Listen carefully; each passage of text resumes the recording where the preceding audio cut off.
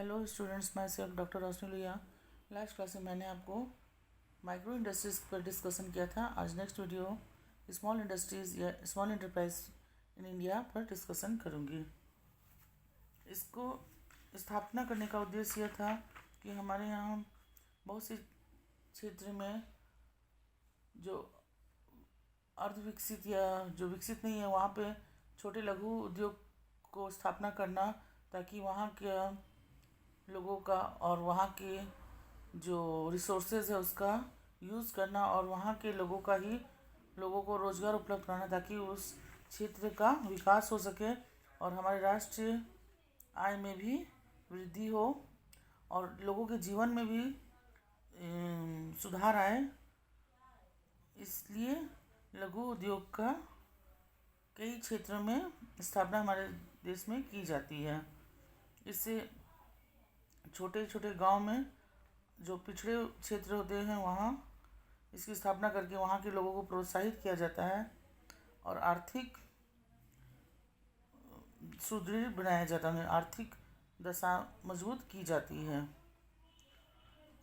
सब मीनिंग है an enterprise engaged in manufacturing और production of goods is rated as a small enterprise if the investment in plant and machine is more than rupees 25 lakh but does not exceed rupees 5 crore। अगर हम लोग manufacturing का business करते हैं तो ऐसे व्यवसाय के लिए यहाँ पर कम से कम लागत हमारे प्लांट एंड मशीन में होनी चाहिए, वो है 25 लाख, और मैक्सिमम जो है प्लांट एंड मशीनरी में इन्वेस्ट होना चाहिए वो है मैक्सिमम लिमिट है 5 करोड़, तभी ये लघु उद्योग के अंतर्गत आएगा। और अगर हम service sector and enterprise engaged in और service is rated as a small scale industries if the investment in equipment does not exceed rupees 5 lakh. अगर हम लोग सर्विस इंडस्ट्रीज़ है तो हमारा उस पर इक्विपमेंट्स पर इन्वेस्टमेंट 10 लाख से अधिक नहीं होना चाहिए। लघु उद्योग को स्थापना करने के लिए हमारा जो सरकार की बहुत सारी योजनाएं हैं, जिसके अंतर्गत सरकार ऐसे उद्योगों को कम ब्याज दर पर ऋण उपलब्ध कराती है और उन्हें आगे बढ़ाने के लिए भी बहुत सारे नई नई योजना तैयार करती है। और हमारे जो डेवलपिंग कंट्री हमारा देश है, जो इसमें इस तरह के उद्योगों का ज़्यादा इसको महत्व दिया जाता है, ताकि हमारा जो पिछड़ा क्षेत्र है या जो कम विकसित क्षेत्र है उसे विकसित किया जाए और लोगों को रोज़गार उपलब्ध करा करके और संसाधनों का प्रयोग करके इनकम का साधन को बनाया जाए। नेक्स्ट है इसमें क्लासिफिकेशन ऑफ स्मॉल एंटरप्राइज और स्मॉल स्केल इंडस्ट्रीज़। पहला है एंसेलरी स्मॉल इंडस्ट्रियल यूनिट। इसके अंतर्गत जो मुख्य कंपनी होती है एंसेलरी यानी सहायक कंपनी होती है, तो ये सहायक कंपनी के रूप में कार्य करती है। जो मुख्य कंपनी होती है, जो पेरेंट कंपनी होती है, उसे वह उत्पादन करके कम से कम 50% प्रोडक्शन उसको देती है, तभी ये एंसेलरी कंपनी कहलाएगी। 50% से कम नहीं होना चाहिए। जो भी प्रोडक्शन करती है वो अपने मुख्य कंपनी को सप्लाई के तौर पर वस्तु देती है। जो पेरेंट कंपनी होती है उसे उसका पार्ट होता है, वो एंसिलरी कंपनी जो बनाती है वो पार्ट होता है और वो अपने मेन प्रोडक्ट में असेंबल करके अपने गुड्स का निर्माण करती है।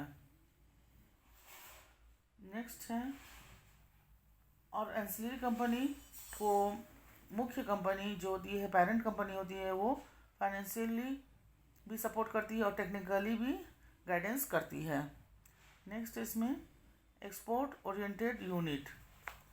एक्सपोर्ट ओरिएंटेड यूनिट के अंतर्गत हम लोग एक्सपोर्ट का व्यवसाय करते हैं और जिसमें प्रोडक्शन जो भी होगा वो मोर देन 50% हम लोग एक्सपोर्ट करते हैं। और एक्सपोर्ट इंडस्ट्रीज़ में हमें सब्सिडी भी मिलता है करने से, बहुत सारा कंसेशन मिलता है सरकार की तरफ से, ऑफरिंग मिलता है इस एक्सपोर्ट ओरिएंटेड यूनिट को चलाने के लिए। और इसमें जो प्लांट एंड मशीनरी हम लोग लगाते हैं वो उसकी कीमत ज़्यादा से ज़्यादा 5 करोड़ होना चाहिए, उससे ज़्यादा नहीं होना चाहिए।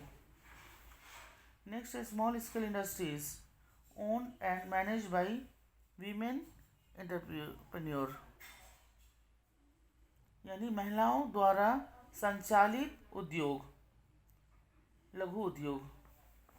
ये वह उद्योग होते हैं जो महिलाओं के द्वारा, जिसमें उसका शेयर होता है 51%, कम से कम महिलाओं का शेयर होना चाहिए, तभी ये महिलाओं के द्वारा संचालित उद्योग कहलाएगा।